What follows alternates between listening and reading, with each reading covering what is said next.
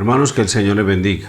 Vamos a continuar con este estudio de la palabra de Dios acerca de la crianza de nuestros hijos.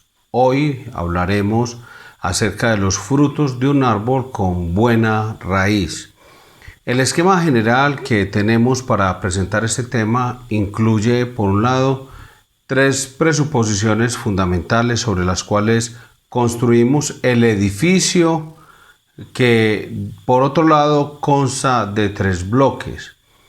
Primero, la meta que debemos tratar de alcanzar en la crianza de nuestros hijos. Segundo, el método que vamos a utilizar para tratar de alcanzar esa meta. Y tercero, la manera que lo vamos a hacer. Es meta, método y manera. En este momento nos encontramos levantando el primer bloque, la meta. Y si queremos hacer un buen trabajo con ellos, debemos comprender cuáles son las metas que Dios nos ha revelado en su palabra. Si no tenemos metas claras, no nos moveremos conscientemente hacia ellas. Porque la idea es que todos nosotros vayamos teniendo un nivel de conciencia hacia dónde nos dirigimos en cada una de las cosas que nos proponemos hacer con nuestros hijos. Si una persona sale hacia ningún lado, finalmente llegará a ningún lado. Por eso nuestras metas deben ser claras, saber hacia dónde es que nos dirigimos en el propósito de criar a nuestros hijos, de tal manera que tengan un carácter piadoso, que sean buenos ciudadanos del reino de Dios y del reino donde les ha tocado vivir, que entiendan que su vida va con un propósito y es traer gloria a Dios.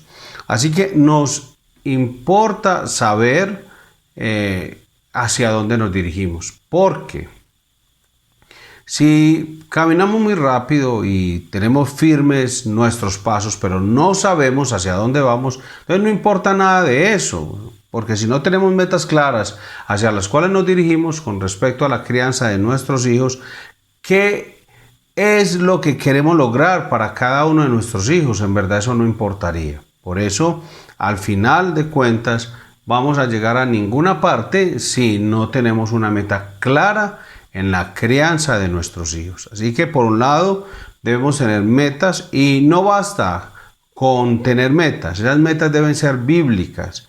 No basta con que esas metas sean bíblicas, sino que debemos recordarlas constantemente. Porque la verdad es que tendemos a olvidarlas con facilidad de manera sorprendente y es muy fácil para un padre perder el norte en este asunto. Hay padres de familia que tienen metas muy claras, saben hacia dónde van con sus hijos, pero si analizamos un poquito la meta que esos padres tienen, no son metas bíblicas. Realmente no están con el propósito de que sus hijos sean buenos ciudadanos ni de este reino, ni del reino de Dios. Pero nosotros no somos esa clase de padres. Nosotros estamos aquí precisamente estudiando todo este tema porque necesitamos criar a nuestros hijos para la gloria de Dios. Son muchas y muy variadas las presiones que tenemos sobre nosotros que nos hacen desviarnos de la meta bíblica. Todo el tiempo tenemos la presión de la sociedad que nos dice cómo debemos vestir a nuestros hijos, cuál es el carácter que debemos cultivar en ellos, cuáles son las cosas que debemos darles en el desayuno, el almuerzo y la cena. O sea, el mundo todo el tiempo nos está presionando a nosotros sobre cómo debemos conducirnos en la crianza de nuestros hijos. Pero no solamente el mundo, tenemos también la presión de nuestra corrupción interna. Ciertas metas que emanan de nuestra corrupción, queremos que nuestros hijos sean inteligentes, que sean hermosos, y esa es nuestra única meta a alcanzar. Entonces muchos padres de familia, aún padres cristianos, lo único que les preocupa es si su hijo va a salir de una gran y prestigiosa universidad y si al final de cuentas ese hijo va a ser un gran o prestigioso empresario, médico, ingeniero. Entonces lo que nosotros vemos es que hay mucha presión del mundo, presión de nuestra corrupción interna. Recuerde, estamos hablando acerca de que hay muchas cosas que nos ayudan, por decirlo así, lo pongo entre comillas, nos ayudan en la tendencia nuestra a desviarnos del tema y del propósito que es criar a nuestros hijos para la gloria de Dios. Además tenemos la presión de nuestros familiares, que son muchos de ellos familiares inconversos, que nos dicen también cómo debemos criar a nuestros hijos todo el tiempo. Yo estoy seguro que todos los padres saben de qué estoy hablando, los cuales nos advierten, esos familiares inconversos nos advierten todo el tiempo, constantemente, de que si criamos a nuestros hijos conforme al patrón bíblico, entonces nuestros hijos que van a crecer es conforme a la palabra de Dios, a lo que Él ha revelado, entonces que vamos a tener hijos frustrados. Y en el mejor de los casos nos dicen, no, usted va a tener unos hijos que van a ser unos tonticos en el mundo, que ellos van a ser unos tarados, inútiles, que ellos van a ocupar los peores puestos en la vida y que nadie los va a tener en cuenta. Eso es lo que el mundo piensa.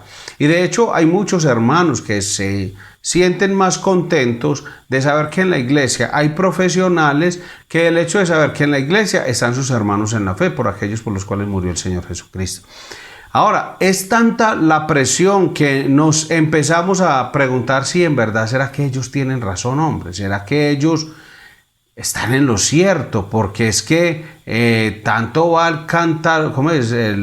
Tanto va el agua al cántaro o el cántaro al agua que al final se rompe. Así es más o menos, perdón, el dicho popular, pero lo que estamos queriendo decir es que hay tanta presión del mundo, de nosotros, de nuestros familiares inconversos, que a veces creemos que y preguntamos, ¿será que somos nosotros los equivocados o serán ellos?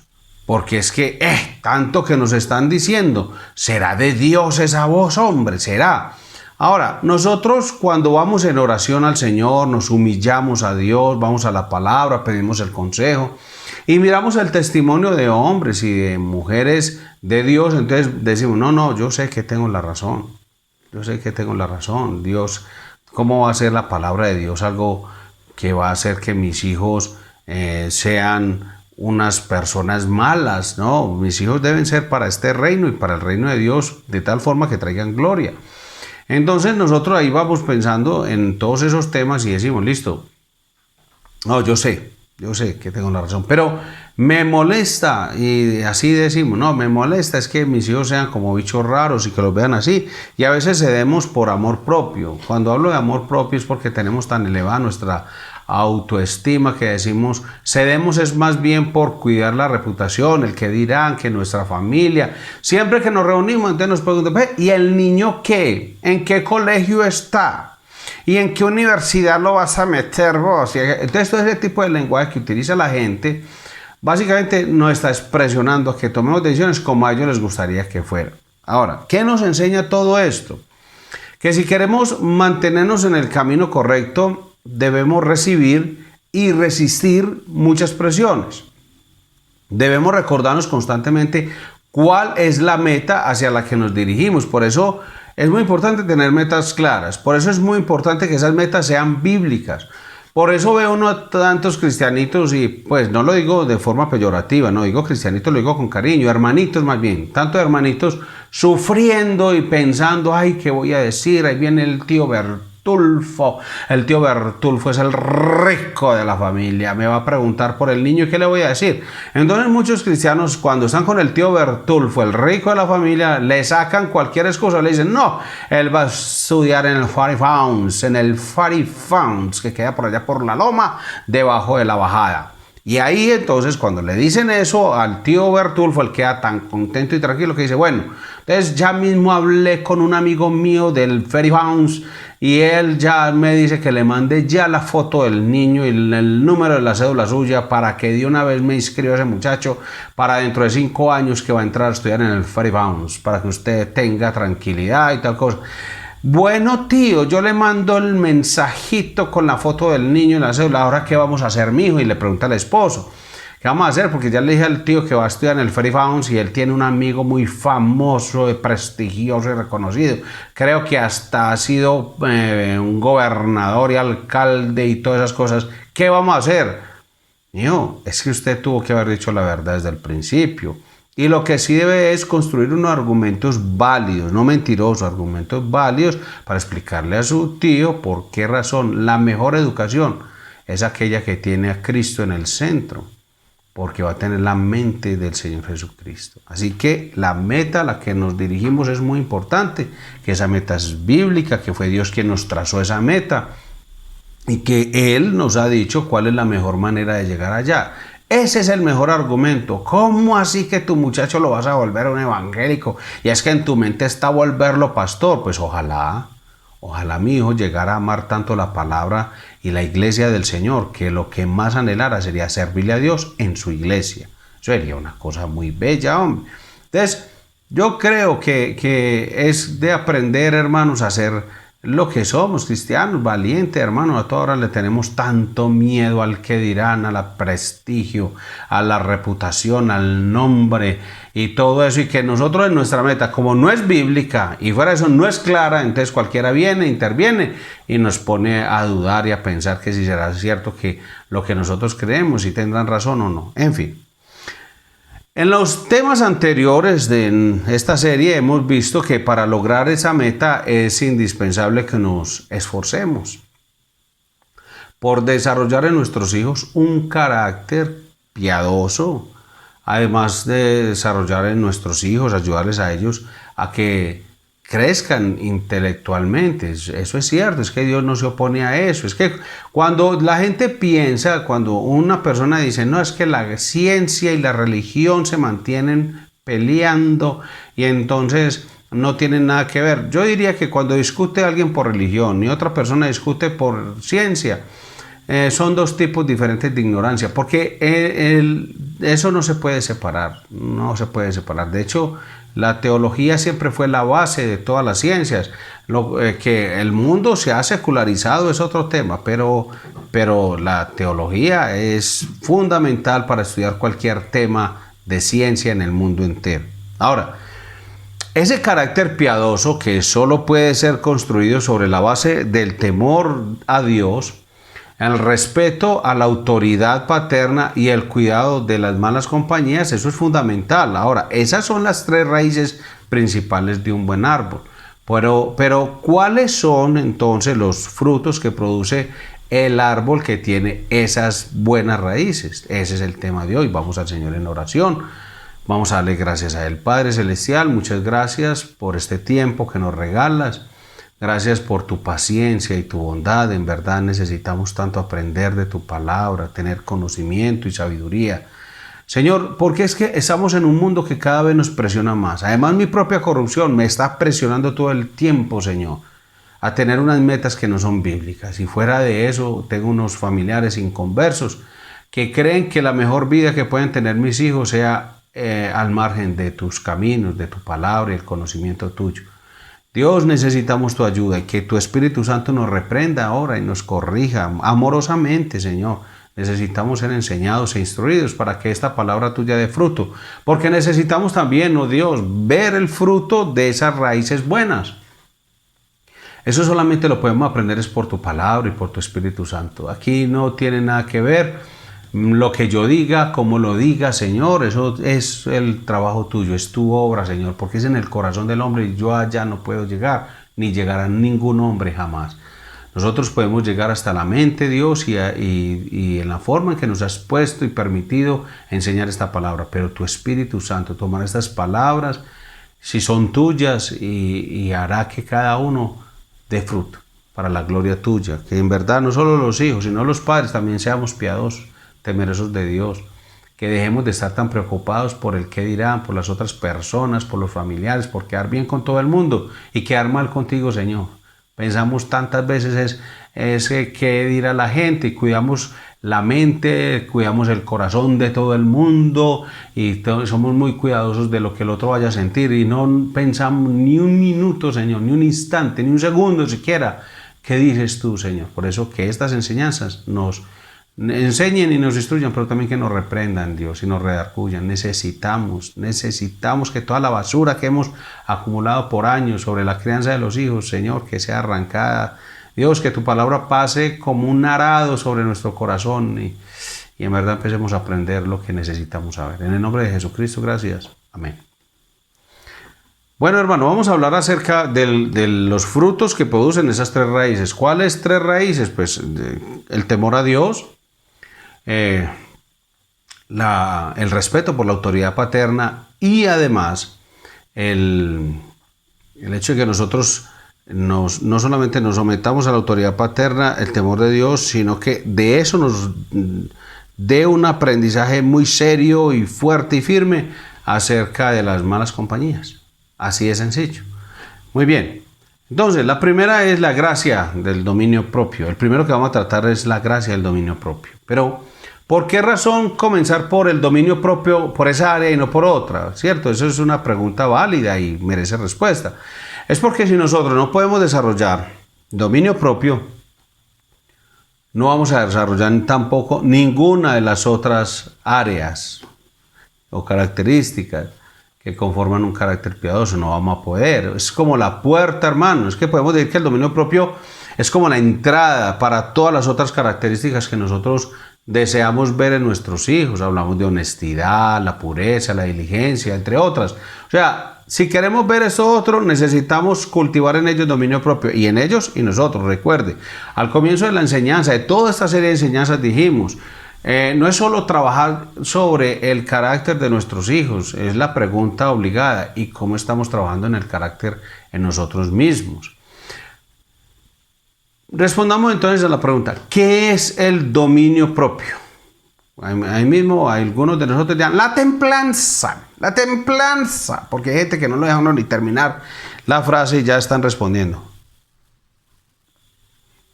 Y sí, es la templanza. Pero vamos a definirlo por medio de un contraste, para ponerlo al lado de algunas cosas que son opuestas al dominio propio. A veces entendemos más fácil lo que es explicando desde lo que no es, ¿cierto? Entonces, lo opuesto al dominio propio es la autoindulgencia, el espíritu indisciplinado, el espíritu que no tiene rienda.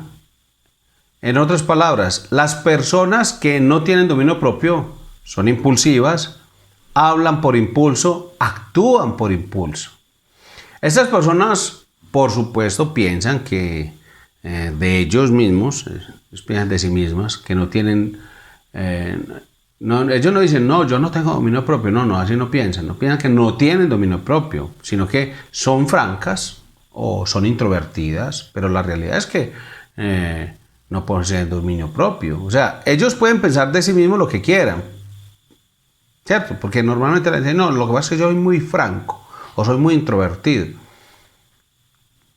Sí, eso pensás vos. Pero ¿qué dice Dios? Porque es que lo que vos sos es una persona autoindulgente, tenés un espíritu indisciplinado y no tenés riendas. O sea, se puede ser franco y se puede ser introvertido sin que eso nos lleve a ser impulsivos necesariamente. O sea, esas cosas no son iguales. Y eso es lo que vamos a aprender en esta enseñanza. Las personas que no poseen dominio propio son adictas a ciertas cosas. Hermano, yo quiero que usted esté muy atento con su hijo o con su sobrino. Y que usted esté muy atento ahí a aprender. ¿Por qué razón? Porque muchos de nosotros... nos gusta es que nos digan solo palabras tan bueno como eres, tan grande, tan poderoso, eres cabeza y no cola. De hecho, creo yo que por eso es que da tanto resultado el evangelio o el falso evangelio de la prosperidad, la falsa teología de la prosperidad. Es una enseñanza que se procura es ensalzar, endulzar y elevar el espíritu egocéntrico del hombre. Entonces, cuando se le empieza a decir lo contrario, dice, no, a mí no me gusta este predicador, a mí no me gusta este tipo de enseñanza, a toda hora el pecado, a toda hora que uno tiene que arrepentir. Y es que usted no se ha dado cuenta que usted es un pecador y que necesita el arrepentimiento. Pues, o sea, mire, es que son adictas a ciertas cosas las personas que no tienen dominio propio, son autoindulgentes, indisciplinadas. son impulsivas y todas esas cosas no son virtudes, son cosas negativas y que las debemos tener presente en esa hora. Ahora, ¿qué es tener dominio propio? Hay un pastor que hemos mencionado mucho, el pastor Nichols, da una definición. Él tiene una definición, pues a mí me parece que es simple, pero que es muy buena y muy precisa. Dice, tener dominio propio significa actuar por principios bíblicos, independientemente de lo que sintamos o que deseemos internamente. Vuelvo y le repito para que usted lo tome en sus notas. Tener dominio propio significa actuar por principios bíblicos. Qué cosa tan bonita, hermano. Se le pregunta, ¿qué es tener dominio propio? Usted actúa por principios bíblicos. A veces sí, a veces no.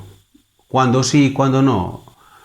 No, o sea, es que uno actúa por principios bíblicos, pues si le gusta, si le llama la atención. No. El tener dominio propio es actuar por principios bíblicos siempre, independiente de lo que sienta o de lo que desee internamente. Entonces eso es pues muy precisa esa definición, porque el hombre que tiene dominio propio actúa de acuerdo con el principio bíblico cuando le gusta y cuando le disgusta, cuando lo desea y cuando no lo desea. Así es. Entonces, lógico, hay cosas que usted sabe que le gustan, pero si tiene dominio propio, usted dice, no, es que por más que me guste, no lo voy a hacer. Hemos puesto el ejemplo de lo que hace la palabra de Dios en nosotros cuando definimos Hebreos 4:12, que decimos que la palabra de Dios es como una espada de dos filos, que tal cosa, es eficaz. Es que la palabra de Dios es eficaz, ¿por qué razón? Porque es que siempre obra, siempre actúa, créalo la persona o no. Entonces es muy bueno porque esa es la palabra, o te justifica o te condena, así de sencillo. Entonces eso es lo bueno de entender el principio bíblico y entender que el que tiene dominio propio sabe que está actuando por un principio bíblico y que está obrando en él de tal manera que aunque no le guste lo va a hacer. Y si le gusta, también lo va a hacer. O sea, no lo hace porque sí o porque no. Porque como es un principio bíblico no es negociable. Por ejemplo, hay un hombre que quiere llegar a su casa después de un largo día de trabajo y sentarse en la mesa con su esposa, con sus hijos. Pero resulta que la esposa se puso a arreglar algunas gavetas en la casa, en unos cajones del closet y demás. Entonces se entusiasmó mucho, se animó y se le fue el tiempo. Y cuando el esposo llegó a la casa, tragedia. No había comida. La cena no estaba lista. Él está cansado, viene de trabajar todo el día y todo lo demás y no hay comida. ¿Qué debe hacer el esposo? Eso depende, ¿cierto? Vamos a mirar. ¿Depende de qué? O sea, si es un patrón de conducta en la esposa que cada vez que él llega, la comida no está lista, él llega y quiere sentarse a comer. Y no, la comida no está lista. Y los niños no están listos, no están organizados. Y él quiere que los niños estén organizados para la comida y comer juntos y todo. Y no están bañados y la esposa nunca tiene las cosas listas. Entonces eso es un patrón de conducta en la vida de ella. ¿Qué debe hacer el esposo? Por eso dijimos, eso depende. O sea, él debe sentarse con ella y ponerle a su esposa las reglas claras. Decirle, mira, es que aquí las cosas deben funcionar, es así. Y punto. Eso es sencillo. Ahí no le está hablando mal, no le está humillando, no es abuso verbal, no es nada de eso. Le dice, mira, es que cuando yo llegue, usted sabe que ahora llego yo, que la comida esté lista, no le estoy pidiendo nada del otro mundo. Pero si es que ya le ha puesto las cosas claras y pasan los días, las semanas y los meses y las cosas no cambian, o sea, ya le volvió un patrón de conducta a ella. Bueno, entonces usted le decía a su esposa, bueno, mi amor, yo he tratado contigo esto varias veces, voy a aplicar Mateo 18, vamos a ir a la iglesia y vas a hablar con uno de los pastores y vamos a arreglar el problema, así de sencillo. Usted lo que necesita es una intervención de la iglesia, sobrenatural del Espíritu Santo en su vida. Necesita entrar en lo que llama Mateo la disciplina eclesiástica. O sea, que la disciplina eclesiástica no es para castigar a nadie, es para restaurar la vida de las personas. Eso lo entendemos, pues. Pero la esposa necesita ayuda. La esposa necesita ayuda. Entonces, ahí el esposo hace eso y ahí queda sencillo. Pero entonces vamos a suponer que no es un patrón de conducta, sino que fue algo ocasional. Entonces el esposo debe comprender que a veces suceden cosas. Que las mujeres se entusiasman, se le va el tiempo, siempre y cuando no sea chismoseando, porque es pecado. Estoy diciendo cosas buenas, ella estaba organizando la casa y la vio tan bonita que siguió y siguió y siguió. Y cuando se le pasó el tiempo ya no había hecho la comida. Estoy hablando de eso, no es que pudo hablar por teléfono 2, 3 horas, 4 y soltó eso y cogió otro teléfono y siguió con la otra y siguió y siguió. Una chismosa, ¿no? Eso ya también necesita la intervención de los pastores porque es una chismosa. No, a eso no me estoy refiriendo. Estoy diciendo que es un caso pues espontáneo, ocasional, eso no se da siempre, no es el patrón de conducta del esposo. Entonces el esposo debe entender que esas cosas pasan. Las esposas entusiasman haciendo oficio. En cualquiera de los dos casos, sea porque es un patrón de conducta de ella o porque fue algo ocasional, el esposo debe no hacer lo que dice la palabra, no hablarle con aspereza. Puede hablarle con firmeza, pero no con aspereza. ¿Por qué? Porque si le habla con aspereza, entonces está violando un principio bíblico. Recuerde, el dominio propio es que se vive bajo el principio bíblico, me guste o no me guste lo que tengo que hacer, lo desee o no. Entonces, en este caso, hay un principio bíblico que es Colosenses 3:19, dice: maridos, amad a vuestras mujeres y no seáis ásperos con ellas. O sea, ese texto es muy claro, está diciendo, César, hay un principio bíblico. Independiente de las circunstancias, usted no puede hablar con aspereza a su esposa. Es lo que manda Dios. Entonces, por eso, el dominio propio se ejerce ahí, porque yo quisiera decirle unas cuantas, pero no lo voy a hacer. Por eso se llama dominio propio. Es claro, no hay lugar a interpretaciones en ese texto. O sea, está diciendo que un marido no puede, bajo ninguna circunstancia, pase lo que pase, hablarle a su esposa con aspereza. ¿Por qué razón? Porque es un principio bíblico. Lo prohíbe. Hay momentos en que se puede hablar con firmeza, pero nunca con aspereza. Como cuando le dijo al principio, no, mija, eso ya le estaba volviendo costumbre a usted, vamos a ir a la iglesia y hablamos con los pastores. Así de sencillo. Oiga, yo no voy a ir por allá a hablar con nadie y tal cosa. Listo, entonces yo voy a hablar con los pastores. Le voy a decir que usted no quiere arrepentir, porque usted ese pecado de descuidar su familia no lo quiere ver como tal y no se quiere arrepentir. Entonces yo voy a hablar con ellos y voy a traerlos. Y si no quiere arrepentirse y cambiar de actitud, recuerde, usted terminará finalmente expuesta en la iglesia y finalmente va a ser como un gentil publicano. Oígame, ¿quién me manda? O sea, puede pasar, ¿cierto? Pero en ningún caso con aspereza. Eso es firmeza. Entonces, ¿qué significa tener dominio propio en esa situación específica? No reaccionar como nos dicta nuestra corrupción interna, sino como Dios lo ha establecido en su palabra. Es deponer nuestros deseos por el principio bíblico.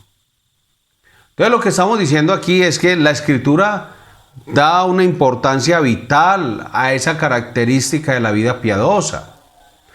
Si no poseemos dominio propio, seremos presa de nuestros deseos pecaminosos todo el tiempo. O sea, vamos a ser como unas marionetas, como unos títeres. El apóstol Pablo le decía a los hermanos en Roma, no es que ustedes ya no los gobierna el pecado, pero claro, es que usted no tiene dominio propio. Entonces el pecado y esa corrupción interna va a hacer que usted vuelva como un títere. No es porque lo gobierne, porque usted no ejerce el dominio propio. Estaremos sufriendo, como llama un pastor, como un SIDA espiritual. ¿Y qué es el SIDA? Pues eso es el síndrome de inmunodeficiencia adquirida. Y una persona que tiene SIDA no tiene capacidad natural, que tiene el cuerpo de vencer los virus, las enfermedades que se encuentran en el aire, en el ambiente, o sea, cualquier cosa lo enferma y lo mata. En este caso, el síndrome de inmunodeficiencia adquirida congénita, porque nosotros venimos de nacimiento sin dominio propio, es algo que debe ser desarrollado, debe ser cultivado.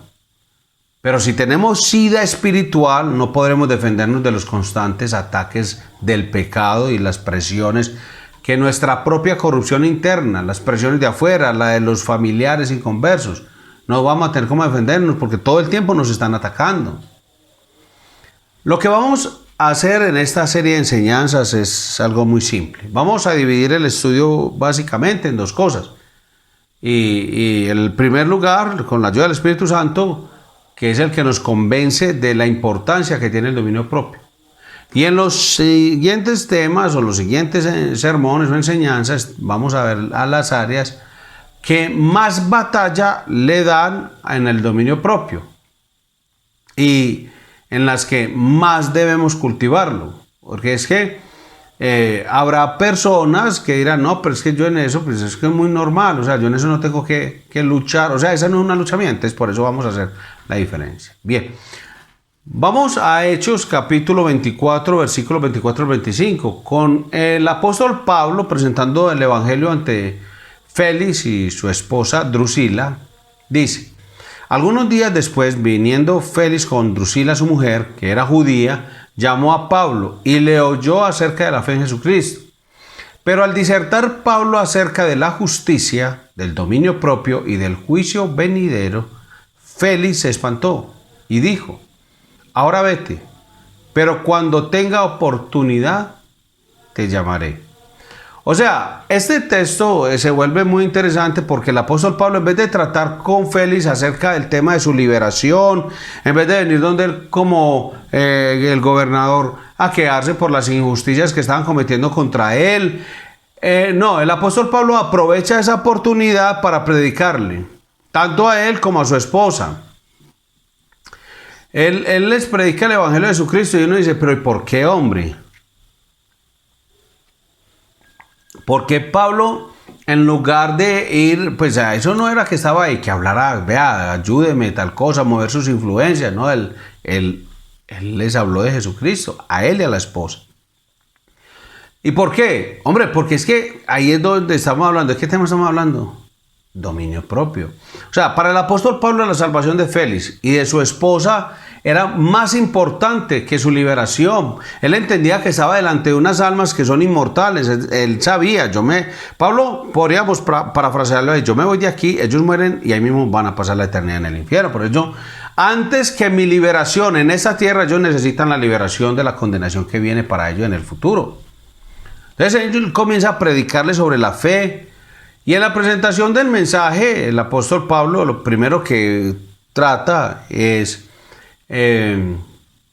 lo que el Señor Jesucristo enseñó y lo que hizo el Señor Jesucristo cuando predicaba el Evangelio y lo que predicaba Pedro y Juan. O sea, herir la conciencia de Félix y de su esposa. Porque cuando usted trata de herir la conciencia de la gente por medio de la predicación del Evangelio, hablándole acerca de las virtudes que adornan la vida cristiana, en esa manera, el contraste, el hombre puede ver su propia pecaminosidad. O sea, el apóstol Pablo primero causa la herida en su conciencia, porque es que de otra manera no va a pedir remedio. Entonces, es obvio, porque el texto nos dice, Pablo no estaba presentando a Félix un mensaje de salvación por obras. Él no le estaba diciendo que se iba a salvar por ser un buen cristiano, por ser una buena persona. No, él no estaba diciendo que tener una vida justa, moderada, eso era lo que lo salvaba. No, porque el mismo Lucas nos advierte en el versículo 24 que el apóstol Pablo les hablaba acerca de la fe en Jesucristo. Pero la conciencia de un hombre debe ser herida primero antes que pueda desear el remedio.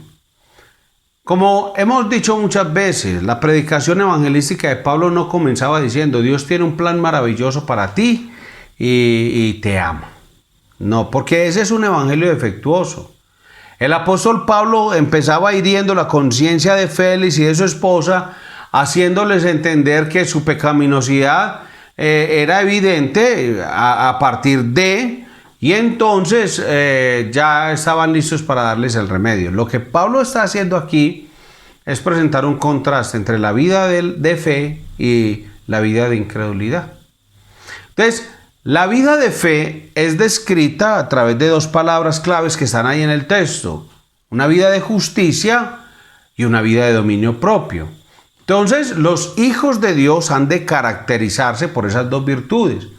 Y seguramente estaban muy lejos de que Félix tuviera tales cosas, como el cielo y la tierra, así de lejos estaban. Entonces, la justicia, ustedes saben cómo eran los gobernadores en ese tiempo, y la templanza, la moderación y el dominio propio, pues no era propio de los gobernantes romanos de la época, ni mucho menos. Entonces, lo extraño es que aún los paganos exaltan esas virtudes, las admiran, pero no las procuran como el máximo bien para ellos mismos. No, lo que es peor es que tampoco tienen el poder para implementar esas cosas en sus vidas, porque de acuerdo a las Escrituras son el producto de la gracia de Dios. Tito 2, del 11 al 14 dice: porque la gracia de Dios se ha manifestado para salvación a todos los hombres, enseñándonos que, renunciando a la impiedad y a los deseos mundanos, vivamos en este siglo sobria, justa y piadosamente, aguardando la esperanza bienaventurada y la manifestación gloriosa de nuestro gran Dios y Salvador Jesucristo, quien se dio a sí mismo por nosotros para redimirnos de toda iniquidad y purificar para sí un pueblo propio, celoso de buenas obras. En otras palabras, usted no puede tener estas cosas porque eso se alcanza es por la gracia divina. O sea, solo la gracia puede enseñarnos internamente a renunciar a la impiedad, a cultivar la justicia, la fe, el dominio propio. Pero por otro lado, también podemos decir que nadie que carezca de estas virtudes puede afirmar que posee la gracia. O sea, nadie, aún sea en un pequeño grado, puede decir que tiene la gracia de Dios y sin tener esto. Entonces mire que lo uno va con lo otro. Por eso es tan importante que entendamos toda la enseñanza y que no nos descuidemos, hermano, como yéndonos a voltear unas tajadas por allá, atender a una persona, ofrecer un tinto y tal cosa, y nos ponemos a charlar. Mano, requiere concentración, dedicación, disciplina, dominio propio.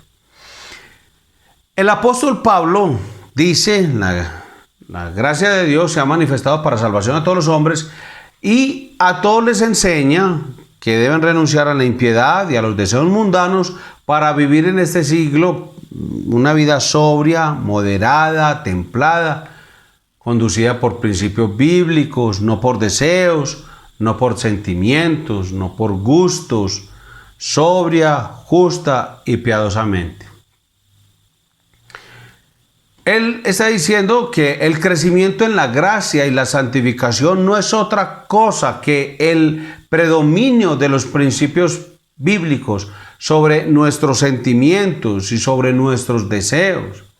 Eso no tiene nada que ver con el activismo, ni tampoco con el conocimiento bíblico dentro de la iglesia cristiana, pues para que entendamos que no está asociado con eso, hermano. No, lo que está diciendo, en otras palabras, es que el dominio propio se encuentra en el corazón mismo de la vida piadosa. Y esto fue lo que, de acuerdo al texto, espantó a Félix. Pablo llevó a Félix de la mano, que de ser cierto todo lo que Pablo estaba diciendo acerca de la justicia y del dominio propio, él no iba a salir absuelto en ningún tribunal. Él diría: no, justicia, yo bien injusto que soy; dominio propio, yo que vivo en los excesos de la vida romana y sobre todo de los gobernantes. Si voy a estar en el tribunal de Dios, voy a terminar condenado. Eso era lo que estaba ocurriendo. Entonces, sus excesos y una vida de incredulidad, no una vida de fe, y a la luz del juicio venidero, él pues obviamente tenía sobradas razones para espantarse. Así que la vida de fe es manejada por principios bíblicos, no por deseos, no por sentimientos. Es una vida caracterizada por el esfuerzo constante de implementar en todas las áreas de nuestra existencia las directrices que encontramos en la palabra de Dios. Querámoslo o no, nos guste o nos disguste. Entonces eso es muy importante que nosotros lo entendamos, hermano. Por eso hablamos de dominio propio. Y eso a veces está ausente en la vida de muchos cristianos. Cristianos que no han entendido la importancia de eso para todas las demás áreas de su vida. ¿Cuál es la enseñanza de Hechos 24? Que el dominio propio es central en nuestra comprensión de la piedad, de la madurez espiritual, en la santificación y en la vida cristiana misma. Entonces, lo que el apóstol Pablo llevó a Félix, él pudiendo haberle hablado de otros temas, él mismo ejerció dominio propio, se abstuvo de algo porque hay un principio por encima de sus propios gustos y deseos, y es predicar el evangelio. Le predica el evangelio a Félix y utiliza ese misma, lo que él estaba ejerciendo, el dominio propio y la justicia, y lo pone al frente de este hombre. Él, ante tal evidencia, sale espantado y le dice: mejor váyase y después si algo yo lo vuelvo a llamar.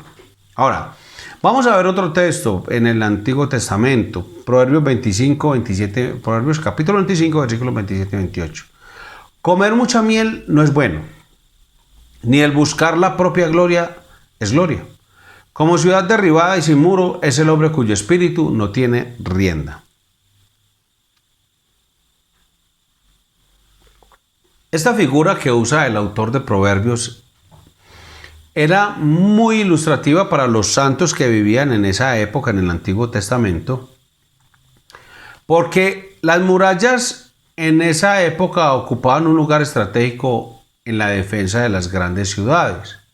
Por ejemplo, se dice que Babilonia tenía unas murallas tan grandes que podrían pasar 2 carretas completas tiradas por caballos y que pasaban libremente dentro de las murallas. Imaginen cómo era el tamaño de las murallas de Babilonia. Por lo tanto, sin una muralla, una ciudad era vulnerable, estaba a merced de los enemigos y era sin defensa. Lo que Salomón nos está diciendo aquí es que el papel que jugaba la muralla en las ciudades antiguas es el mismo papel que juega el dominio propio en nuestra alma, en la vida de cada hombre. Si carecemos de dominio propio, nuestra alma estará indefensa, carece de protección contra el ataque del pecado. ¿Cuál es el fin? El mismo que las ciudades de aquella época terminará derribada, completamente destruida, en la ruina total. Así termina nuestra alma si no tenemos ¿qué? Dominio propio. ¿Cuál es el objeto de Salomón a los lectores en vista de la importancia enorme de esta virtud? Versículo 16 del mismo capítulo 25. Hallaste miel, come lo que te basta. No sea que hastiado de miel la vomites. O sea, una de las cosas que alimenta la intemperancia, o sea, la incontinencia, el desenfreno, el libertinaje, la liviandad, el abuso, el exceso, es una vida intemperada. Salomón dice a un hombre, dice que si ese hombre no posee dominio propio, es indefenso. Su alma no tiene defensa, es vulnerable. Es como una ciudad derribada y sin muro. El consejo es que coma lo que le basta. Si es el caso de que le guste la miel, en este caso, pues probablemente a su hijo, cualquier otra cosa que a usted le guste, usted dice: no, me gusta es el helado o bizcocho de chocolate. Bueno, Dios nos dio un regalo al darnos la capacidad de gustar las cosas. O sea, Él nos regaló la capacidad de degustar los alimentos. Así que si tiene la oportunidad de disfrutarlo, pues Dios mismo dice: disfrútelo. O sea, la escritura no exalta el ascetismo. Salomón no nos está diciendo aquí: ¿encontró miel? No se la coma, castigue su cuerpo. No, ¿él qué dice? ¿Encontró miel? ¿Le gusta la miel? Cómasela, disfrútela, pero coma lo que le basta. No coma hasta que se vomite, es lo que está diciendo el texto, y eso habla de dominio propio. En otras palabras, la Biblia nos enseña que podemos disfrutar de lo que Dios nos ha dado con dominio propio. La Biblia en ninguna parte enseña acerca del ascetismo, pero sí condena severamente la falta de moderación. O sea, una cosa es disfrutar la miel y otra cosa es comerse medio litro de ella. Una cosa es disfrutar de un helado, otra cosa es comerse un galón de helado. Una cosa es disfrutar una buena torta de chocolate, pero otra cosa es hartarse de torta de chocolate. Entonces, no sé a usted qué le guste. A mí me gustan cosas diferentes a lo que a usted le gusta, y eso pues no estamos como compitiendo a ver qué le gusta a usted y qué me gusta a mí, pero es por poner ilustración, pero usted sabe que le gusta. ¿Y qué dice Dios? Disfrútelo, pero con moderación. Disfrútelo, pero no para vomitar. ¿Está hablando de comida? No, está hablando de dominio propio. Es el principio bíblico, hermano. Porque alguien dirá, a mí cómo no me afecta el tema de la comida, entonces no, ese tema no es para mí. No estoy hablando de dominio propio sobre lo que a usted le gusta. ¿Qué dice Dios? ¿Qué dice la Biblia? ¿Qué es lo que dice la Biblia? La Biblia no promueve el ascetismo, pero condena la falta de moderación. Hay personas que no saben cuándo parar, ni en el comer, ni en el hablar, ni en el dormir. Son como una ciudad que no tiene muros, no tiene protección contra sus propios apetitos y deseos. Eso es lo que dice la Biblia. ¿Qué dice el texto? Que al final no solamente va a dañar su cuerpo, sino que también su alma. Y lo mismo que Salomón está haciendo aquí con su hijo, debemos hacer nosotros con nuestros hijos. Debemos enseñarles moderación. Usted tiene que ponerle límites a su hijo. Hombre, recuerde siempre al comienzo de la enseñanza, usted debe tratar, esforzarse. Usted no va a cambiar ni va a salvar a su hijo. No es usted, es Dios. Pero como padres tenemos que hacer todo lo que tengamos que hacer para que le enseñemos a nuestros hijos moderación. Tito 1:6 dice, el que fuera irreprensible, marido de una sola mujer y tenga hijos creyentes, que no estén acusados de disolución ni de rebeldía.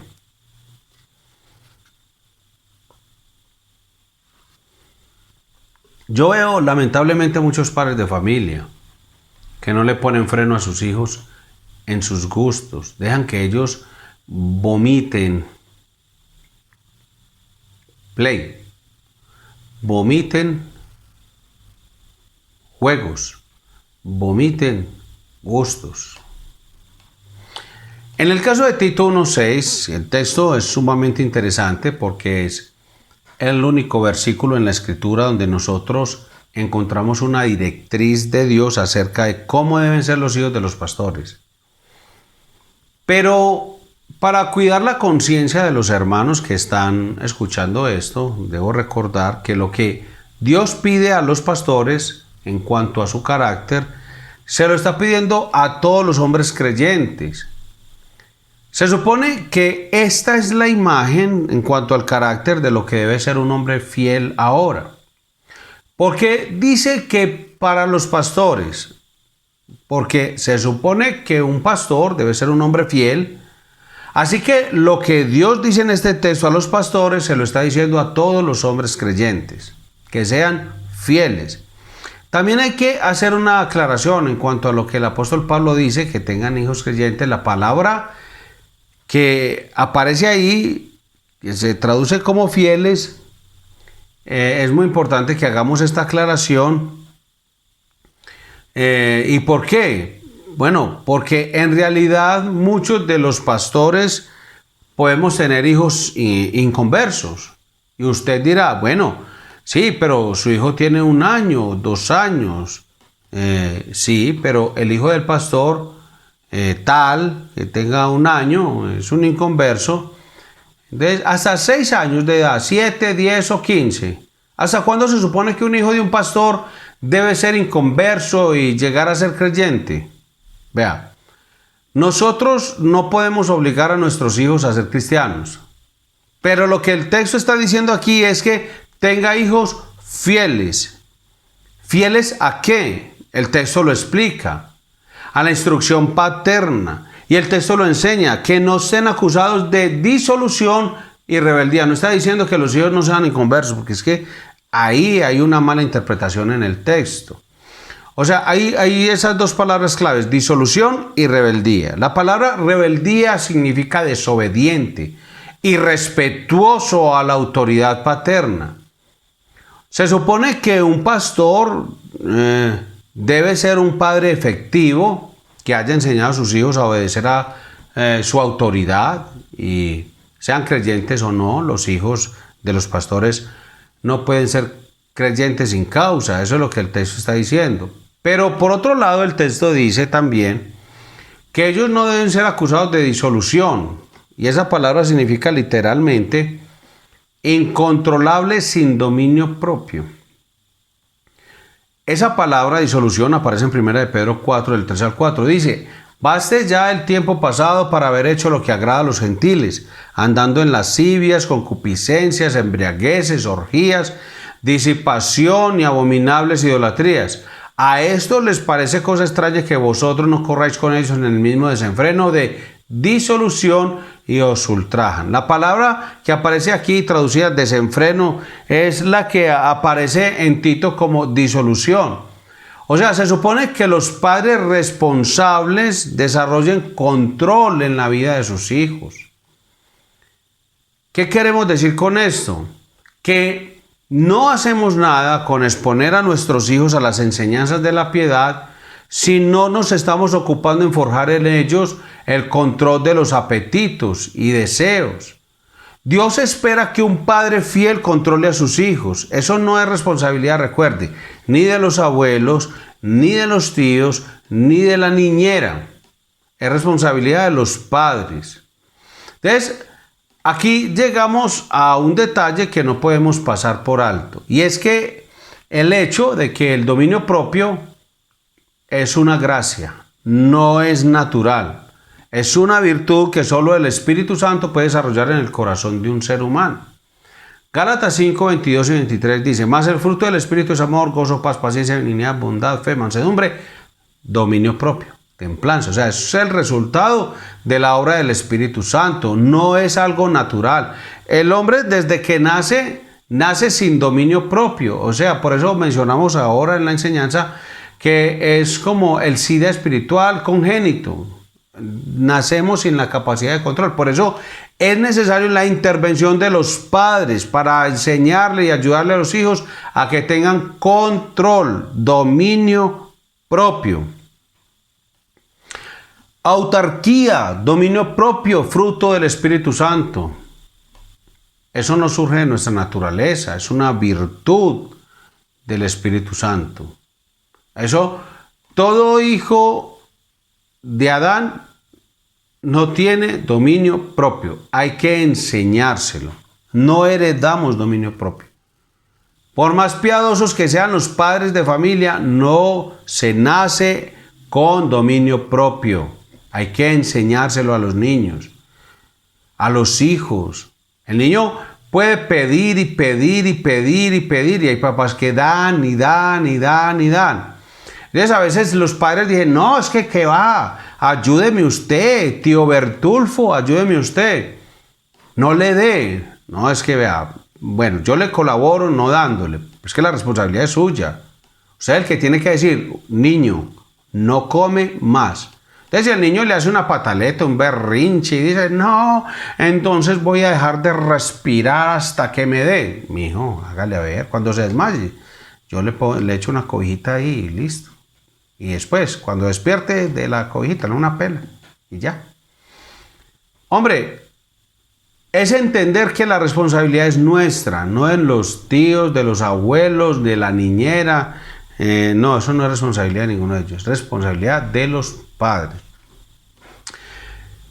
Escribiendo a Timoteo, el apóstol Pablo dice en la segunda carta, capítulo 1, versículo 7, porque no nos ha dado Dios espíritu de cobardía, sino de poder, de amor y de dominio propio. Entonces estamos diciendo que es que no es algo natural. No importa quién sea su niño, no importa si usted es un hombre piadoso.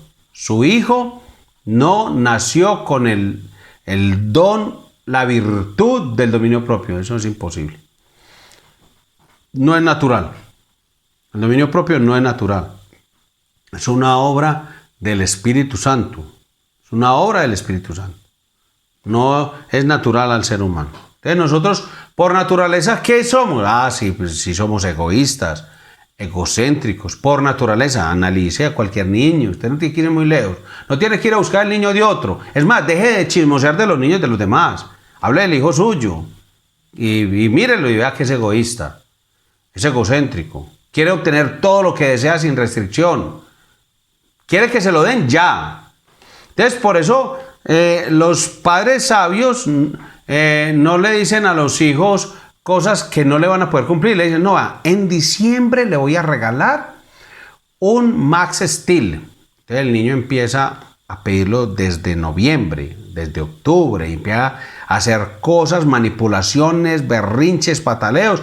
Y hay papás que no tienen ellos dominio propio y no le enseñan al hijo dominio propio, sino que le están enseñando la gratificación inmediata, egoísta. Y ahí mismo le dicen, bueno, listo, en diciembre veremos a ver qué le damos al niño, porque ya lo manipuló.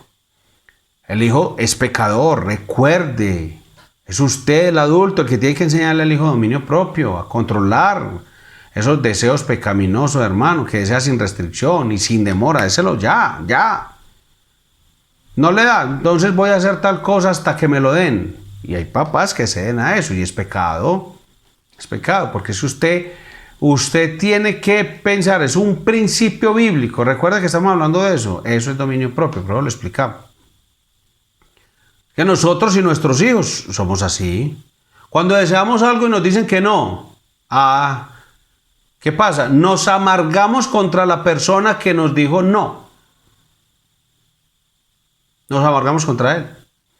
Cuando no ha habido ninguna persona envuelta en ese no, sino que han sido circunstancias fuera de nuestro control, que nos impiden obtener nuestros deseos, entonces nos amargamos contra Dios, ahí disimuladamente contra Dios.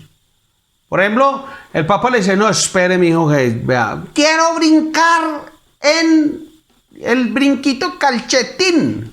Bueno, yo te voy a llevar, claro. Sí, me lleva ya. Y el papá sale así en una moto y dale, y lo lleva a calcetín. Y cuando llega ya está errado y le dice el portero, no señor, era hasta las 5. Hombre, pero mira, ve, acabo de pasar un minuto. No señor, a las 5 ya es re. El niño hace el berrinche ahí. Y el papá le hace el berrinche a Dios.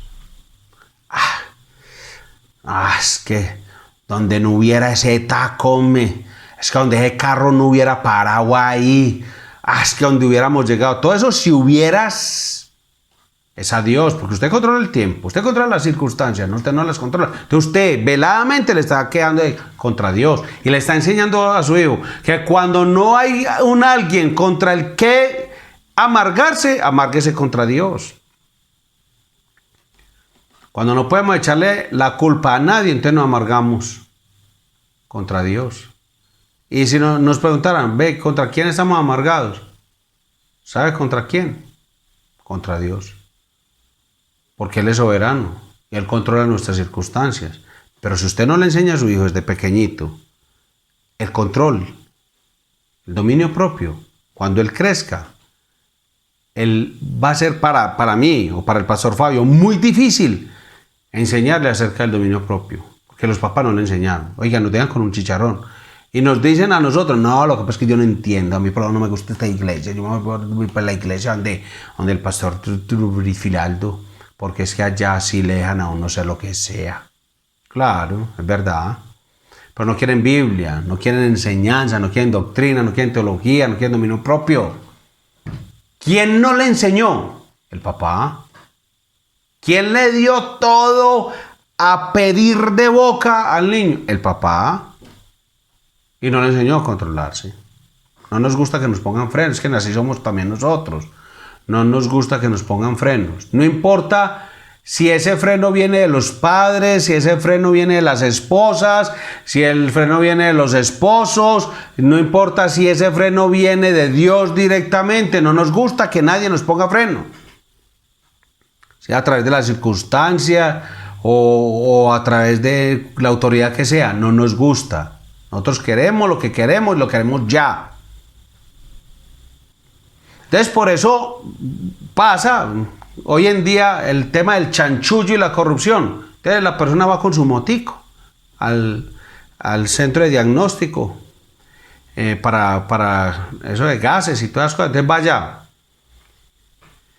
y le revisan la moto y le dicen, no hermano, esa moto tiene tal defecto. Como él necesita ya, te digo, ¿cómo va ahí? ¿Cuánto? 30, 50, 80, 90, 100. Así es. Todo tiene que ser ya. Oiga, doctora, vea, usted me pone inyección y a mí no me quita el dolor. Mijo, hay un proceso para que ese medicamento funcione en su organismo. Ay, María, esa negligencia de las EPS. La EPS aquí tiene que ver con la inyección que te acaban de poner, hombre. Y así somos, todos nos tienen que dar ya, lo queremos y lo queremos y lo queremos ahora. Lo tienen que dar ya. Y así es para todo. Entonces los muchachos no aprenden a esperar en Dios, a esperar en el tiempo de Dios. No ejercen dominio propio y nosotros los papás no lo enseñamos. Odiamos con todas nuestras fuerzas la palabra no. Al que nos diga no, contra ese nos amargamos, el que sea. ¿Va a salir? No, no sale. Que mi papá sí es, hombre, es que sí es. Ay, mi papá. Sí, eso, que no. Contra el profesor, contra el entrenador que no lo pone a jugar. Le dice, no, si usted va a jugar, el segundo tiempo. Que se va a enojar uno contra un tipo que gana un mínimo. Como le decía a un niño, a otro compañerito, que el árbitro lo sancionó. Dijo, tranquilo mío, ese árbitro no gana ni el mínimo. ¿De quién le habrá enseñado que un árbitro gana el mínimo? De más que el papá en la casa, que le dijo cuando no le digan no. O cuando a alguien se le pone un freno a sus placeres o a sus deseos. Mire, no importa quién diga el no, nos vamos a amargar y vamos a pelear contra esa persona. A veces es una pelea activa y en otros casos una pelea pasiva. Entonces nos ponemos a argumentar en esa pelea. ¿Pero por qué no? Y ahí está la esposa y el esposo le dice, ¿por qué no se puede? ¿Pero por qué no? Yo quiero una explicación. Exijo una explicación. Es que tú nunca me complaces. Mía, vea.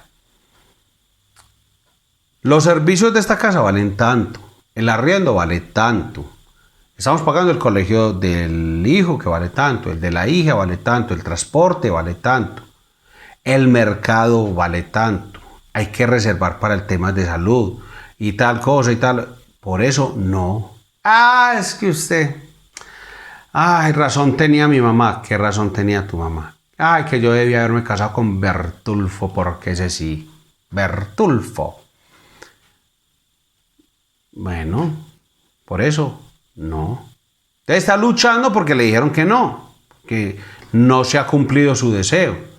Pero ¿para qué vamos a hacer eso? ¿Tiene mucha plata, mija? No, no tengo plata, pero es que usted tiene. Vamos a meter un préstamo, un pagadiario. Vamos entonces para Flamingo, porque Flamingo le fía porque confía en usted. Entonces, vea, yo voy a ir al fondo, pero ve, vos ya tenés 63 créditos, hombre, ¿para qué te vas a meter otro? No, pero es que yo todos los tengo camuflados para que no sepan que no tengo capacidad de endeudamiento. Así es. Lucha porque le dijeron no. Y en otros casos, en la lucha que es pasiva, entonces ella se cierra y dice, mi amor, ¿le pasa algo? No, no me pasa nada. ¿Cómo que no te pasa nada? Es que estás muy rara. No, deje así. Eso es una lucha pasiva. ¿Por qué? Porque le digo que no. Es una mujer de 30, 40 años. actuando como una niñita de 5 años. ¿Por qué? Que le dijeron que no.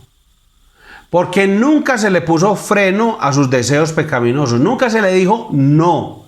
Entonces cuando el esposo le dice no, se amarga contra su esposo como si fuera una bebita. Como ya no, debería haberle dicho a los padres, papá, ¿usted por qué nunca me dijo que no? Para yo poder aceptar el no que hoy en día me da mi esposo. ¿No?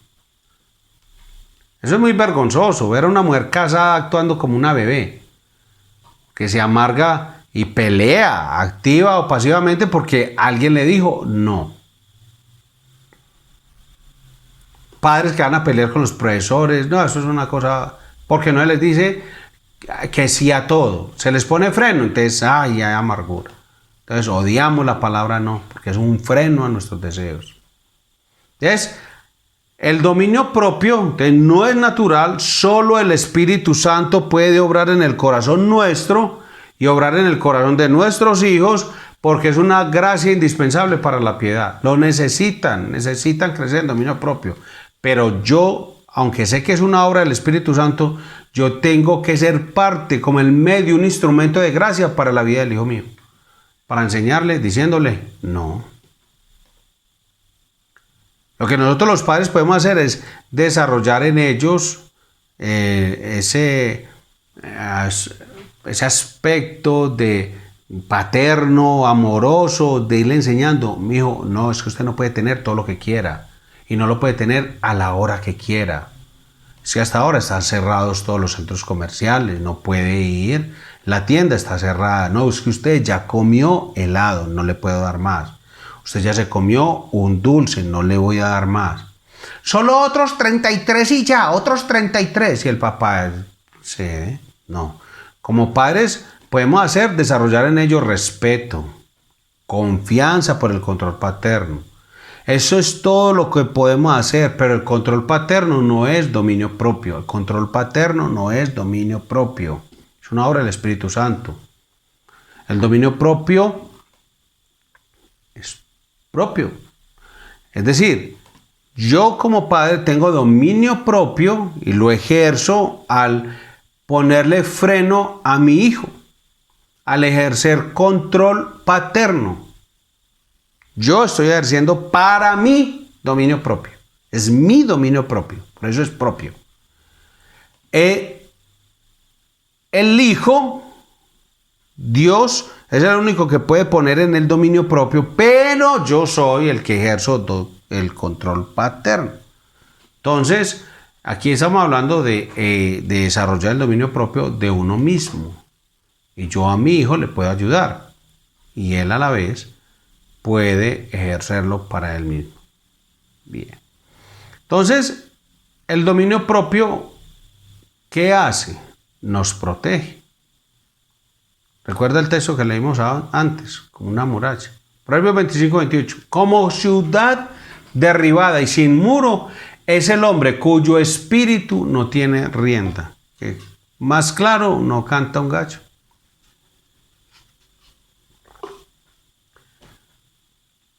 Él no tiene riendas en su espíritu. Así que el hombre que tiene dominio propio, tiene él la capacidad de refrenar su propio espíritu. La capacidad de refrenarlo. Eso es lo que dice el texto. En dependencia del Espíritu Santo de esa persona, o sea hombre o mujer, eso no es que las mujeres tienen más dominio propio. Los hombres tienen más dominio propio. No, el ser humano no nació con dominio propio, necesita del Espíritu Santo.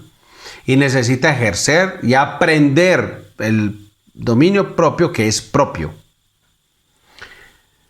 El hombre entonces puede deponer sus deseos, sus sentimientos, ¿por causa de qué? De los principios bíblicos. Nadie se los tiene que exigir. Aunque nadie le esté chequeando. Recuerde, es que él entiende. Hay un principio bíblico, me guste o no me guste, yo lo voy a hacer. Cualquiera sea la circunstancia. ¿Por qué razón? Porque es un principio bíblico. No necesito que nadie me lo exija y que nadie me esté chequeando. Cosa tan diferente lo que enseña el mundo hoy en día. Por eso esta enseñanza no está de moda. Por eso ni que a los cristianos de la iglesia les gusta esta enseñanza. Y muchos ni la ven. Ve, vos viste la enseñanza del martes. No. Y son preguntando cosas acerca de los hijos, cosas que ya hemos enseñado. Que uno dice, no, es que donde viera esta enseñanza, no tendríamos que desgastarnos a veces tanto en consejería. No es que no queramos dar consejerías, hombre, sino que es que para eso están estos tiempos, hermano. Para que las consejerías sean bien aprovechadas. ¿Qué dice la escritura acerca del hombre y la mujer? Dice Proverbios 16:32. Mejor es el que tarda en airarse que el fuerte, y el que se enseñorea de su espíritu que el que toma una ciudad. Nosotros, los seres humanos, admiramos a los hombres fuertes, a los Rambos, a los conquistadores, a las personas musculosas. Y de hecho, el mundo y Hollywood y la televisión, todo eso, nos han vuelto que esos son los hombres fuertes. Hoy en día pues queda mucha confusión porque uno ve que salen así todos musculosos y después cuando los ve uno caminar, uno dice, uy, ¿qué pasó ahí? ¿Cierto? Porque es que el músculo como que es de cirugía plástica o qué pasó ahí. En fin. Pero, ¿qué pasa? Dios nos dice en su palabra que esos hombres fuertes, esos Rambos, esos conquistadores, el de que saca la espada, el que tiene escudo, el que saca el hacha, el del pelito largo con la carita pinturada, con los tatuajes y todas esas cosas, eso no es un héroe. No, Dios dice otra cosa. O sea, si uno le dice, Dios, ¿usted qué opina? ¿Quiénes son los verdaderos hombres fuertes? Dios dice, el hombre que domina su espíritu. ¿Por qué, hombre? Porque conquistar una ciudad es un juego de niños en comparación con la conquista de su alma. Eso es lo que dice Dios. Pregúnteles al que sabe, hermano. ¿Para qué le pregunta a Hollywood? ¿Para qué le pregunta a J Balbi? O a Ricky Martin. ¿Para qué le pregunta? No, pregúntele a Dios, que él es el que sabe. ¿Qué dice Dios? Mejor es el que tarde en airarse que el fuerte. El fuerte, al lado del que tarde en airarse, no, no es nada. Mejor es el que se enseñorea de su espíritu que el que toma una ciudad. O sea, imagínense eso. O sea, Salomón, sabio, y dice, mejor es el hombre que domina su espíritu que el que controla y gobierna una ciudad. Es que eso no es nada comparado con esto. El hombre que ha controlado sus propios deseos y sentimientos, ese, dice Dios, es el que debe ser admirado, no el otro. Alejandro Magno, Alejandro el Grande, conquistó casi todo el mundo conocido en el siglo IV antes de Cristo. Y el mundo habla de su nombre y lo venera y lo recuerda como un gran guerrero, un gran conquistador. Pero, ¿qué dice Dios? O sea, ¿qué dice Dios acerca de ese Alejandro Magno en Proverbios? A los 33 años de edad, un hombre miserable, murió a causa de sus excesos pecaminosos. Cuando terminó de conquistar todo lo que había conocido, y decía, ¿y ahora qué sigue? Le pudo dar berrinche y a llorar porque el papá no le había dado más tierra para conquistar. Así es. Después dice Dios, no, es que ese no es nada, puede haber conquistado todo el mundo, pero perdió su alma. Ese hombre era un miserable, hermano, conquistó el mundo entero conocido, pues, pero no pudo conquistar su propio corazón. No pudo conquistar su afición a las bebidas alcohólicas. Murió como un pobre borracho alcoholizado. O sea, la gente lo muestra en los caballos, así con el pelito churrusquito, así como con unas coronas, y lo muestran ahí cabalgando, como... Pues en realidad, va para el Parque de Villahermosa, y como están todos los borrachos allá tirados, alcohólicos, así era Alejandro Magno, que parece un borracho con plata. Un borracho con plata. Yo tuve un compañero que era un borracho, que se chocaba a pie contra los postes, lleno de chichones. Pero también he conocido borrachos ricos que chocan el carro contra los postes. Entonces, chocan de maneras distintas, pero se chocan. Es que el mismo borracho, así era Alejandro Magno, y no tenía control de su vida. Entonces Dios dice, no es un pobre miserable. Vale más a los ojos de Dios un hombre que controla su espíritu. Entonces no importa quién sea. ¿Qué dice Dios? Entonces Dios dice, un hermanito de la iglesia que posea dominio propio es más digno de admiración que Alejandro Magno, que Alejandro el Grande. Eso es lo que dice Dios en su palabra. Entonces, hermano, ¿de qué le sirve a usted? Ve fulano, que don apellido, que don apellido. No, hermano, ¿qué dice Dios, hermano? Un hombre que domine su espíritu. El hombre que puede enseñorearse de su espíritu posee más valor que todos los hombres que encontramos en los libros de historia. Más valor, dice Dios. Si ve Dios cómo humilla al hombre, 1 Corintios 1 dice, no, es que lo vil del mundo y lo menospreciado del mundo, a ver, vea, lo más pequeñito de Dios avergüenza todo lo más grande de Dios. ¿Y qué es lo más pequeñito de Dios? Recuerda, es que el dominio propio no es suyo. ¿Se lo tiene que dar quién? El Espíritu Santo. Entonces Dios dice, vea, hombre, yo cojo un hombre normal y le doy mi espíritu. Y en él hace morada el Espíritu Santo. Y ese hombre ejerce dominio propio. Y él es más grande, más valioso a mis ojos que el hombre más grande del mundo. Porque el hombre más grande del mundo no tiene capacidad de dominar su vida, sus excesos y demás. Y lea las biografías de las personas, cómo terminaron, cómo vivían. O sea, es la opinión de Dios, hermano. Y usted y yo, si somos creyentes, debemos tener la misma opinión de Él. O sea, yo no sé usted qué es lo que admira, pero de acuerdo a la Escritura, usted tiene que admirar es una persona que tenga dominio propio, hermano. Nosotros, lamentablemente, no somos así muchas veces. Debemos confesar con tristeza y con vergüenza que hay muchas personas que dicen ser cristianos y, sin embargo, admiran más a hombres arrogantes, egoístas, dados a los excesos, que a los hombres piadosos y santos. O sea, en su perfil uno dice, de Facebook, de las redes sociales, uno dice, esto admiran un poco de bandidos y gamines, hombre, delincuentes, viciosos. ¿Cómo un cristiano pone en el perfil su foto con el fondo de Bob Marley, marihuanero, o de alguien que se suicidó, o de alguien que mató a otras personas? O no, hermano, no, que uno dice, ¿por qué es esto, hombre? No, pero es un tremendo futbolista, pero usted sí sabe lo que es él. Y se avergüenza de los hermanos en la fe, de hombres piadosos, de hombres santos de Dios, que en verdad Dios los admira. Entonces usted debe decir, hombre, mi opinión es como la de Dios o como la de Satanás o la del mundo. Piense en eso. ¿Qué le infunde usted a sus hijos para que admiren? ¿Ah? ¿En qué le está usted infundiendo? ¿A qué personas? Usted le está diciendo que sigan. Padres que me están escuchando, no se extrañen después cuando sus hijos sigan el patrón de vida de esos que ustedes admiran. Entonces usted le muestra, ay no, yo a este, y usted le muestra, ¿cierto? Usted lo sigue. Y después dice, ay, pero el hijo mío, ¿por qué terminó como ese? Mi hijo, si usted le mostró eso.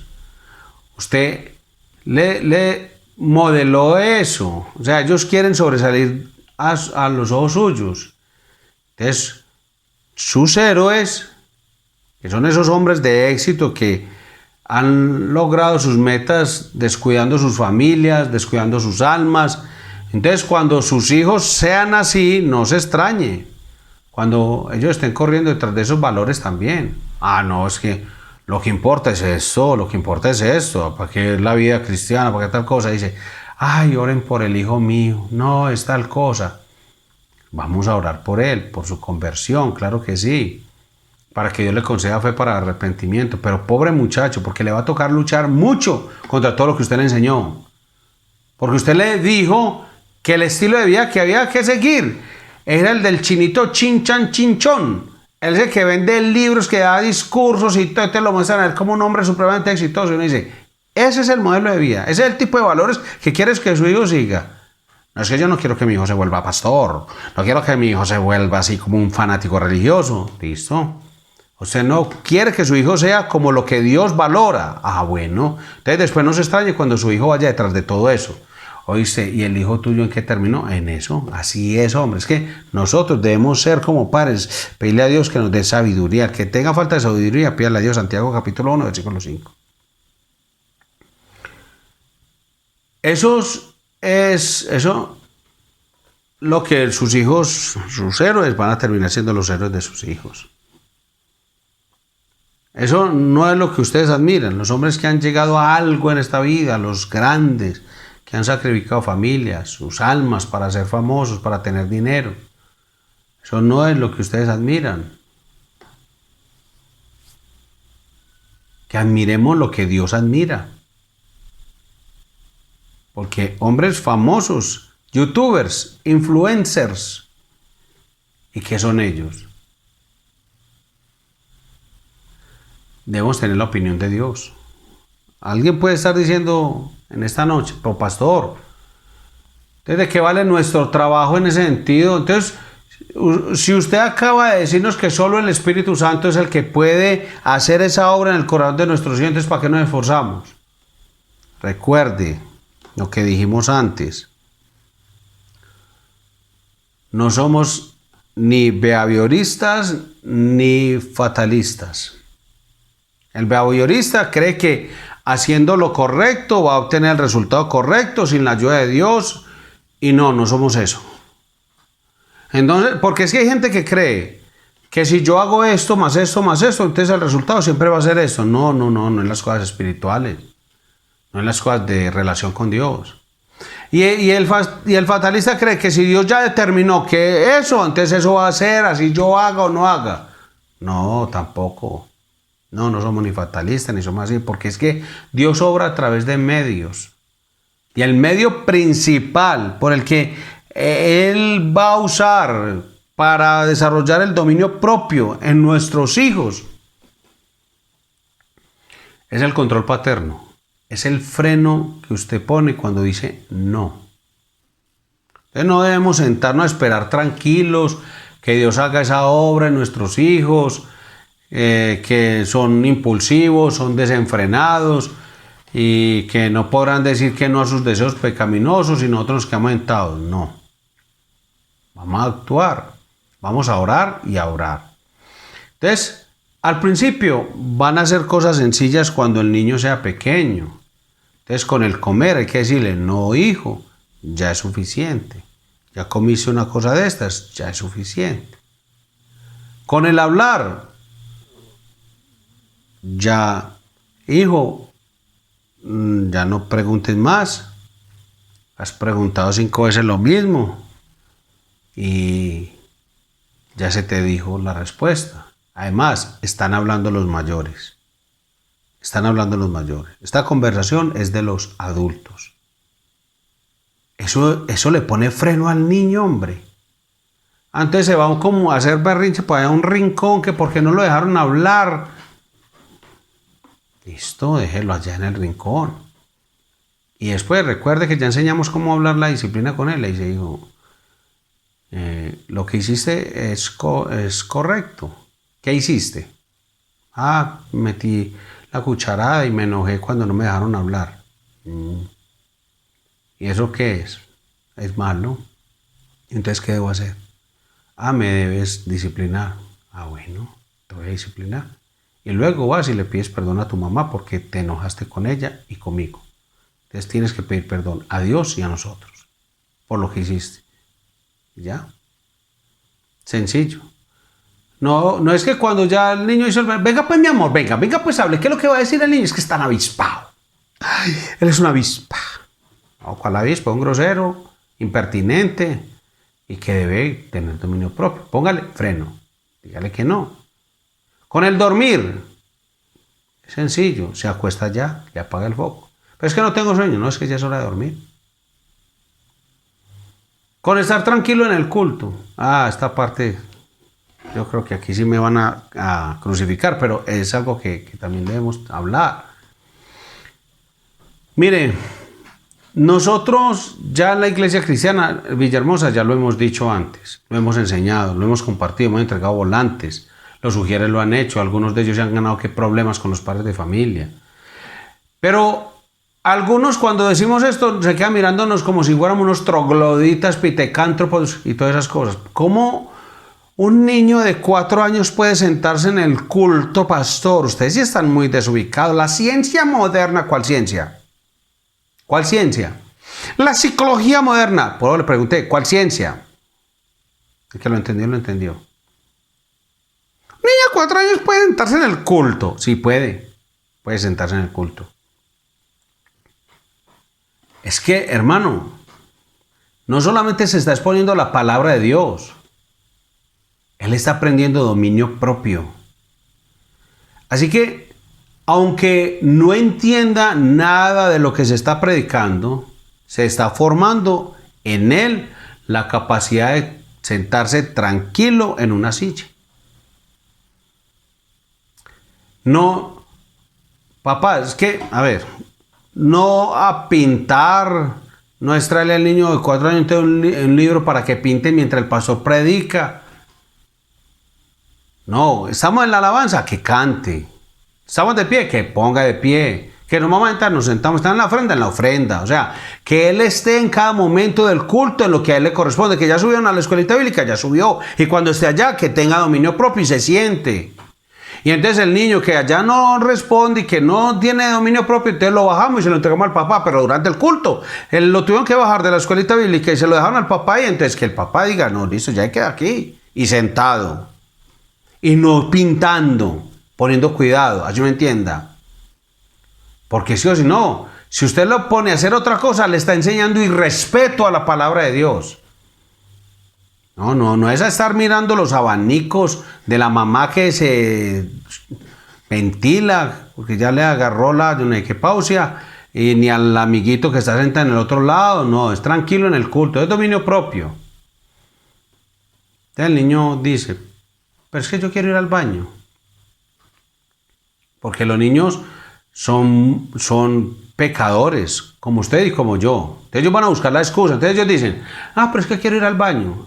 ¿Usted no ha notado que cuando tienen una cosa de responsabilidad, mismo les da por ir por agua, por ir al baño, que les duele no sé qué? Empiezan a llamar la atención. Y usted no se da cuenta que lo están manipulando. Que lo único que le están poniendo es una cadena de control. El niño a usted. Y le pone un eslabón cada vez que va creciendo. Usted es adulto y debe decirle al niño, bueno, vamos para la iglesia. Cuando lleguemos a la iglesia, entonces seguimos los protocolos de bioseguridad, entra al baño y hace chichi. Antes. Él puede esperar. A menos que esté enfermo, pues. Pero puede esperar. Puede controlar el esfínter. Que nosotros hemos controlado niños, que yo tengo hijos, ya están viejos. Pero se le puede decir, no, mijo, estamos en el culto.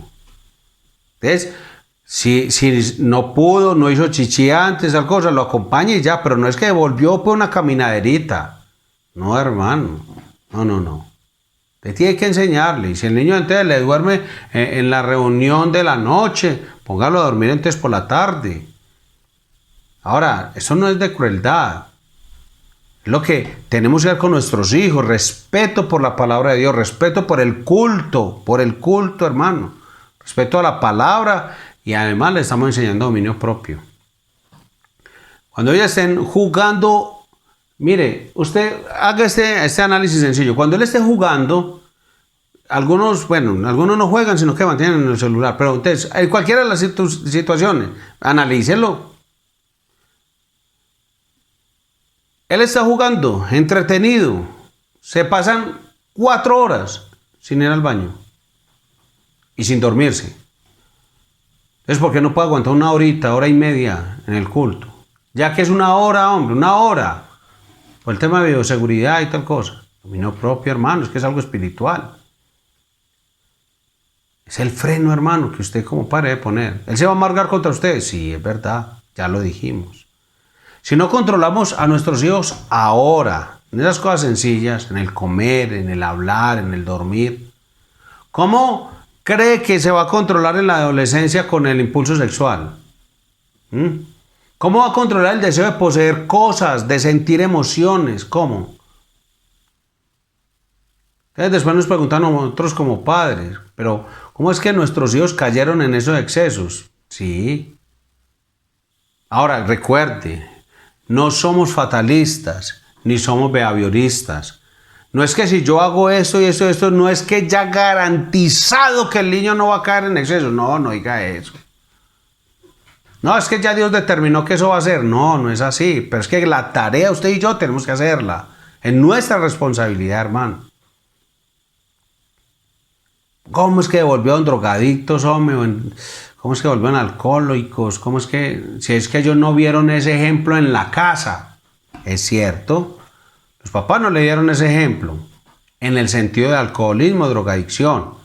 Pero tampoco le pusieron freno a sus impulsos, a sus apetitos, a sus deseos. Es que es dominio propio. Recuerde, esa es la puerta de entrada a todo lo demás. Para lo virtuoso, pero también para lo maligno y malvado y perverso del corazón del muchacho. Él no le pone freno. Después él va a querer otros excesos que usted no le enseñó. Pues que recuerde, el pecado ya está en él. La matriz que produce pecado, ahí está. Solamente falta la oportunidad de hacer las rebeliones. Es que es lógico, o sea, cuando el niño tenía 2 o 3 años, pues no sé, nadie ve que él va a parar en eso. Nadie dice, no, yo no creo, mírelo cómo es. Usted le pinta de viciosito, no, usted a nadie. Va a ser un sicariecito. No, hombre, no, usted no es. Es que eso, a esa edad ningún niño es dado a la bebida, al alcohol, a las drogas. No, es que ningún niño es así. No, pero es que él está aprendiendo a frenar sus deseos y sentimientos. ¿Y quién le enseña eso? Sus padres. Porque cada vez que va experimentando y va conociendo al mundo, va a aprender a explorar cosas que antes no veía ni conocía. El problema de los niños es que comer, con el dormir, con el hablar, con el uso del tiempo. Pero si nosotros no podemos ejercer control sobre ellos en esas áreas, los impulsos se van a seguir complicando con el paso de los años. Cuando sus hormonas empiecen a funcionar, le va a ser muy difícil poner freno a sus propios pensamientos, a sus deseos pecaminosos. Muy difícil. Y yo quiero hablar muy claro aquí, porque la Biblia habla claro a los padres, aún con los niños sentados en el culto. Algunos canalizarán ese desenfreno a través de la masturbación, del alcohol, de las drogas, de las prostitutas, de la pornografía. Pero no olviden, padres, todo eso comenzó cuando era un bebito, pequeño. No se le puso freno a sus impulsos sencillos, mucho menos van a tener freno de los impulsos que sean más complicados y maduros. En el próximo tema pasaremos a mirar 5 áreas donde se librarán las batallas más duras en el asunto del dominio propio. Su apetito, el control de las emociones, la lengua, el tiempo, las posiciones. Terminemos hablando acerca del ejemplo de los padres en el dominio propio, porque no podemos concluir este tema sin traer de nuevo la enseñanza que hemos puesto vez tras vez en esta serie de enseñanzas, de sermones. En este asunto del dominio propio, el ejemplo de los padres es de suprema importancia. O sea, debemos instruir a nuestros hijos en estas cosas, debemos tenerles ciertos controles. Pero todo eso tenderá a la ineficiencia si no les damos un ejemplo claro, contundente, de lo que significa tener en la vida dominio propio, en el comer, en la manifestación de nuestras emociones. O sea, Dios no espera que nosotros seamos como los estoicos, que no manifestemos ningún tipo de emociones como los japoneses. No es así. Dios espera que algún día estemos alegres y que algún día estemos tristes. Eso es normal, la Biblia lo dice. O sea, lo que estamos hablando aquí no es la supresión, sino del control de las emociones. El control en el hablar, en el uso del tiempo, en el uso de nuestras propias posesiones. Es eso, hermano. Ahí le estamos modelando al hijo lo que debe ser. Si somos creyentes verdaderos, debemos entender que Dios nos ha dado su Espíritu Santo para capacitarnos en el dominio propio. Los deseos pecaminosos todavía batallan en nuestros miembros, en nuestras almas, como dice la Escritura. Pero dice la palabra de Dios que tenemos la capacidad de vivir por principios y no por deseos. Primera de Pedro 2:11 dice: Amados, yo os ruego como extranjeros y peregrinos que os abstengáis de los deseos carnales que batallan contra el alma. Mano, ellos batallan contra el alma. El hecho de que seamos creyentes no ha eliminado esa batalla. Pero Dios nos ha dado la capacidad para abstenernos de esos deseos. ¿Eso qué quiere decir en el sentido práctico? Eso quiere decir, esposos, que Dios nos ha dado la capacidad de deponer nuestro egoísmo natural para poder amar a nuestras esposas como Cristo amó a la iglesia, para tratarlas con dulzura, para que en ninguna circunstancia le hablemos con aspereza. Dios nos ha dado dominio propio para ponerle rienda a nuestro espíritu. Esposas, esto quiere decir que Dios las ha capacitado para respetar la autoridad de sus esposos, independientemente de lo que ellos son. Esa enseñanza de que el hombre se gana el respeto y la autoridad, eso es falso, eso no es bíblico. Y yo alguna vez lo mencioné, pues es un error que mencioné. Pero las esposas, Dios les ha dado la capacidad de respetar la autoridad de sus maridos. Cuando usted quiere rebelarse, usted tiene la oportunidad de quedarse callada, de hablarle con respeto a su esposo.